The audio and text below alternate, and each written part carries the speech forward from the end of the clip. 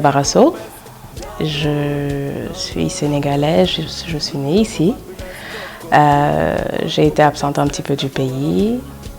Je ne suis pas mariée, je n'ai pas d'enfant et j'ai franchi le cap des 30. Voilà. Alors, à l'origine, je suis dans la communication et le marketing.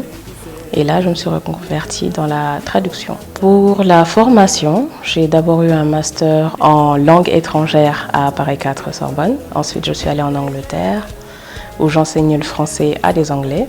Et quand je suis revenue en France, j'ai fait un master en marketing et en communication. Donc, j'ai démarré dans la com. Et de retour au Sénégal en 2015, j'ai un petit peu continué avant de me reconvertir dans la traduction l'année dernière. Alors, l'amour des langues, c'était ma formation de base. Mais comme j'apprends un petit peu vite et puis je me lasse aussi très vite une fois que je maîtrise un travail, j'avais besoin de plus. Et comme j'étais très attachée aux langues, je me suis dit pourquoi ne pas me spécialiser dans ça, comme j'ai un petit peu fait le tour dans le privé comme dans le public. Alors, évidemment, comme tout début, c'est pas simple, parce qu'on n'est pas très encadré, on n'est pas assez renseigné. Donc, mais au fur et à mesure, quand on va vers les autorités, quand on fait un petit peu de benchmarking, on arrive à s'en sortir, à mettre sur place son projet et à essayer d'avancer. Bon, comme tout début, c'est difficile, mais on s'accroche. Pour le moment, pour la traduction, non. Mais dans le passé, dans les différents postes que j'ai eu à occuper, évidemment, j'allais en mission en Afrique, essentiellement. Et ça se passait plutôt bien. Il ne faut pas hésiter. Il faut se lancer, vraiment. Parce que c'est ce qui fera la différence entre un salarié et un entrepreneur. C'est-à-dire il faut oser. Quand on aime quelque chose, ça devient beaucoup plus facile de s'investir que quand on n'est pas vraiment intéressé ou quand on est là par défaut, comme je dis. Donc aux jeunes filles, je les encourage à suivre leur passion. C'est-à-dire si vous êtes intéressé par un domaine, allez-y à fond. Et ça va venir en fait, il faut se battre, il ne faut pas lâcher. 7 ans après le bac, pour 2 masters. À l'extérieur, oui, parce que j'ai quitté le Sénégal avant le bac.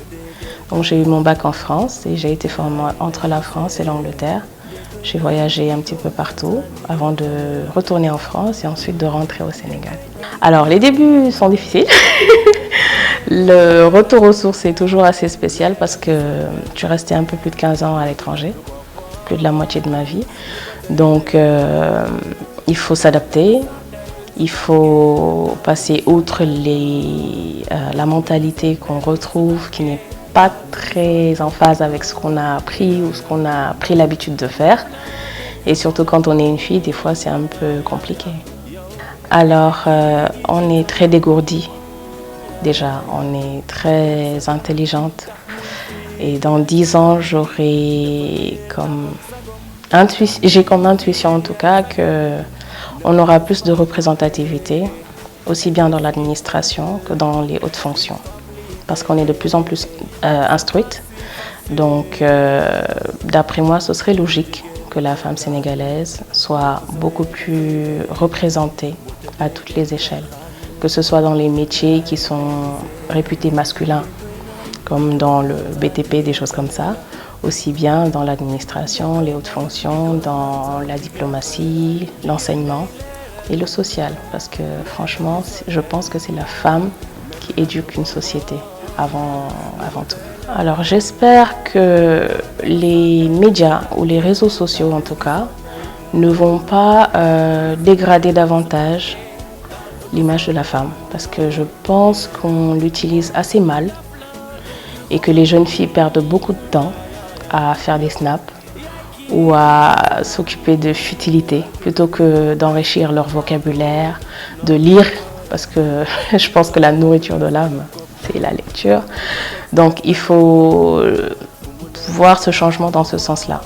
Pour ma part, je pense qu'il faudrait diminuer un petit peu le mauvais usage de ces outils-là et les basculer en profit pour pouvoir nous améliorer nos compétences, notre image et pouvoir progresser de manière professionnelle. Alors là, je suis complètement en transition parce que depuis l'année dernière, j'ai basculé en freelance Comme tout début, c'est pas évident, mais j'ai différentes sollicitations qui s'enchaînent. Donc évidemment, je fais de la traduction. Là, je suis en phase d'être agrémentée. Donc à la fois, je prête mes services à la structure publique et privée pour le moment. Après, on verra ce que ça va donner.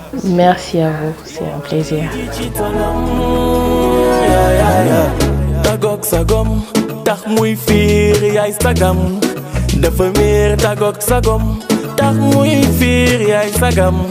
Ne la laisse pas tomber, elle est si fragile.